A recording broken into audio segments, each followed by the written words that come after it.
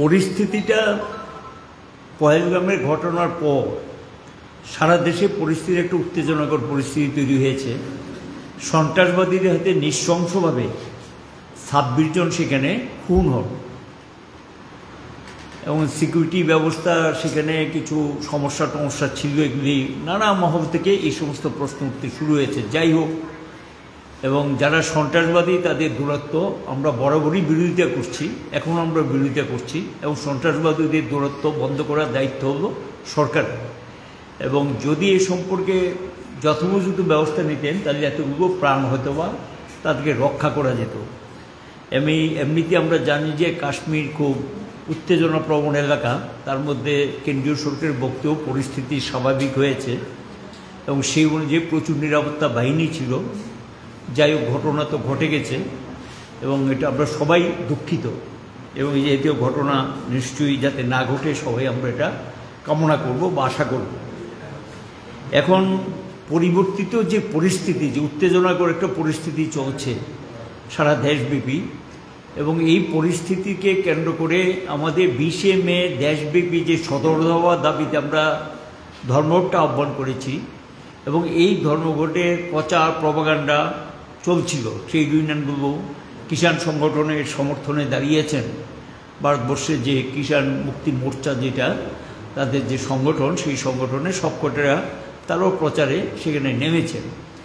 ইতিমধ্যে যে ফেডারেশনগুলো আছে সেন্ট্রাল গভর্নমেন্টের এবং বিভিন্ন যে ফেডারেশনগুলো কেন্দ্রীয় সরকারি প্রতিষ্ঠানের শিক্ষক কর্মচারী সংগঠন, সেন্ট্রাল গভর্নমেন্টের শিক্ষক কর্মচারী সমস্ত সংগঠন, ব্যাংক থেকে শুরু করে যে সমস্ত ফাইন্যান্সিয়াল ইনস্টিটিউশনগুলো আছে, আর্থিক যে সংস্থাগুলো, এরাও কিন্তু ধর্মঘটের নোটিশ দিয়েছেন এবং সেই অনুযায়ী প্রস্তুতিও শুরু হয়েছিল।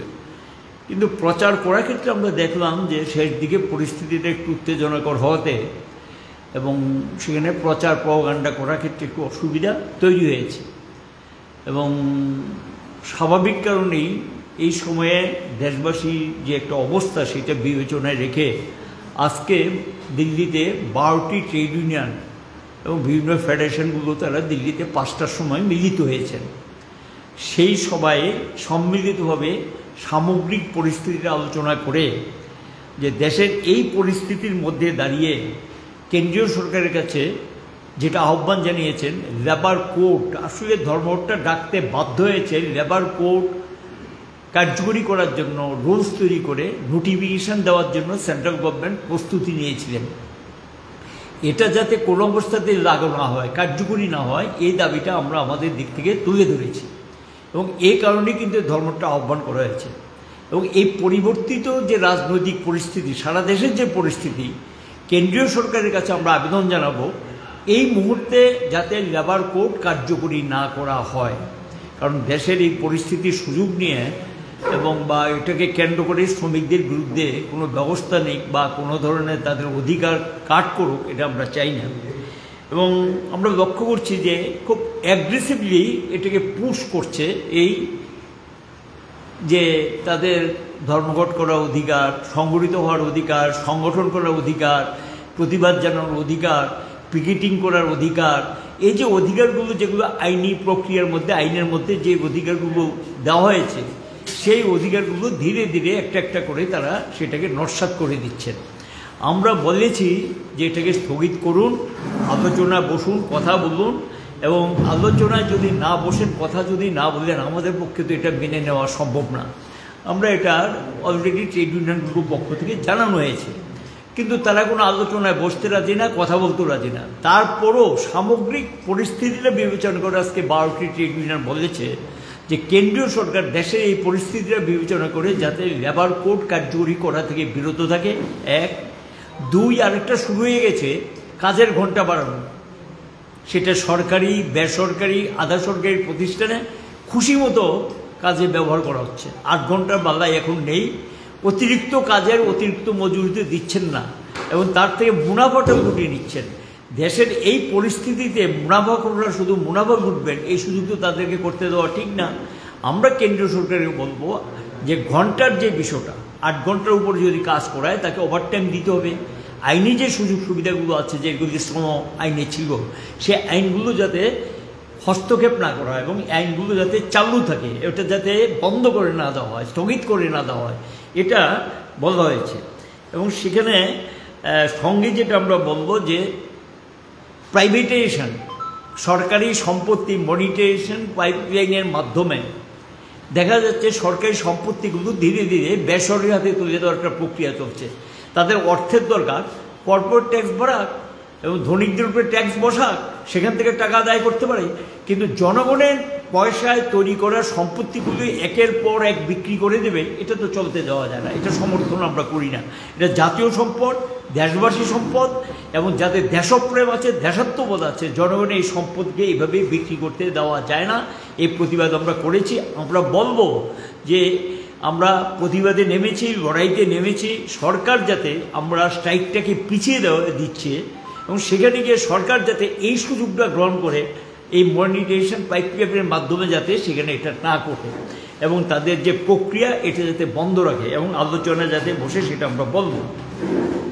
এবং সঙ্গে ট্রেড ইউনিয়নের যে অধিকারগুলো, এই অধিকারগুলো পরিস্থিতির সুযোগ নিয়ে যাতে এটা না করা হয় যে ট্রেড ইউনিয়নের অধিকার কেড়ে নেবে। আমরা লক্ষ্য করছি যেমন আমাদের রাজ্যে আমরা বলেছি আমরা যে সব কিছু মেনে, নিয়ম পদ্ধতি মেনে আমরা প্রতিবাদ করব, কিন্তু গত 10-15 দিন যাবৎ অন্যান্য সমস্ত মিছিল মিটিং শাসক দলে চলছে। আর আমরা যে মিছিল মিটিংয়ের জন্য যে দরখাস্তগুলো করেছি এবং আমরা সরকারের কাছে বলেছি যে আমাদেরকে মিছিল করার পারমিশন দিন এবং আমরা পথসভা করতে চাই, বাজার সভা করতে চাই, একটা পারমিশন দিলেন না। সব কটা পারমিশন বাতিল করে দিয়েছেন, যেগুলো দিয়েছিলেন সেগুলো বাতিল করে দিয়েছেন। এটাও তো এক ধরনের অধিকারের হস্তক্ষেপ।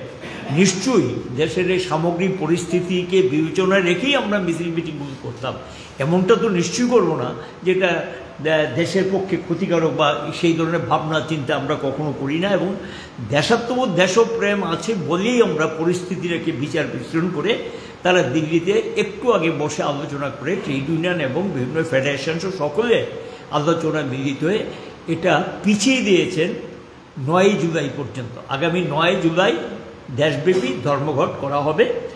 আর 20 মে যে ধর্মঘটটা করার কথা ছিল, সেই তারিখে আমরা সব কয়টা ট্রেড ইউনিয়ন মিলে আমরা সেই দিন মানে ডেমনস্ট্রেশন টাইপের, অর্থাৎ মিছিল মিটিং এগুলো করে অফিস টফিস, ফ্যাক্টরি ট্যাক্টরি যেখানে আছে সাবডিভিশন ওয়াইজ, জেলা ওয়াইজ, সেখানে আমরা ডেমনস্ট্রেশন করব, মিছিল করে আমরা আমাদের যে দাবিগুলো, 17 দফা দাবিগুলো আমরা বলবো। সঙ্গে আমরা কেন এটাকে ডেফার করলাম এটা আমরা ব্যাখ্যা করে বলবো। তাহলে 20 মে হবে আমাদের, 20 মে যে ধর্মঘট হওয়ার যেই তারিখে হওয়ার কথা ছিল সেই তারিখে ধর্মঘট হচ্ছে না, ধর্মঘট পিছিয়ে দেওয়া হয়েছে। সেই ধর্মঘট হবে 9 জুলাই তারিখে। আর 20 মে আমরা করব প্রতিবাদ, দেশব্যাপী প্রতিবাদ করা হবে। প্রতিবাদটা আমাদের চলবে। আমরা আশা করি কেন্দ্রীয় সরকার ট্রেড ইউনিয়নগুলো নেওয়া যে সিদ্ধান্ত, এটার প্রতি যাতে যথাযথ মর্যাদা দিয়ে এটাকে কার্যকরী করে এবং কোনো অবস্থাতে যাতে শ্রমিক স্বার্থবিরোধী, জনবিরোধী সিদ্ধান্তগুলো লাগু করা থেকে বিরত থাকে। আর সঙ্গে পাল্লা দিয়ে দেখলাম আমরা কিছু কিছু কালোবাজারি, তারা পরিস্থিতির সুযোগ নেওয়ার চেষ্টা করছে, জিনিসপত্রের দাম টাম এগুলো বাড়ছে, এগুলোর ক্ষেত্রে যাতে সরকার প্রয়োজনীয় ব্যবস্থা নেয়। আর আমরা পরিস্থিতির ক্ষেত্রে সরকারের সহযোগিতা, সরকারকে সহযোগিতা করা, সাহায্য করা, এটা আমরা করছি, আগামী দিনও আমরা করব। সন্ত্রাসবাদের বিরুদ্ধে আমরা আছি, সন্ত্রাসবাদের বিরুদ্ধে জনমত তৈরি করা এবং সন্ত্রাসবাদের বিরুদ্ধে কথা বলা, এগুলো ট্রেড ইউনিয়ন আমরা দায়িত্ব পালন করছি, এটার বিরুদ্ধে লড়াই করছি। তার জন্য যে মতাদর্শগত যে সংগ্রাম, এই সংগ্রাম আমাদের অব্যাহত আছে, আগামী দিনও চলবে। আমরা চাই শান্তি বজায় থাকুক এবং যারা এই ধরনের কার্যকাণ্ডের সঙ্গে যুক্ত তারা যাতে জনবিচ্ছিন্ন হয়, এটা আমরা চাইব এবং শান্তি বজায় থাকুক, সেটা আমরা চাইব। এবং আলোচনার মাধ্যমে যাতে সমস্ত বিষয়গুলি সমাধান হয় এবং দৌরাত্ম্য যাতে বন্ধ করা যায়, তার ক্ষেত্রে যাতে সরকার তার প্রয়োজনীয় উদ্যোগ গ্রহণ করে, সেটা আমাদের দিক থেকে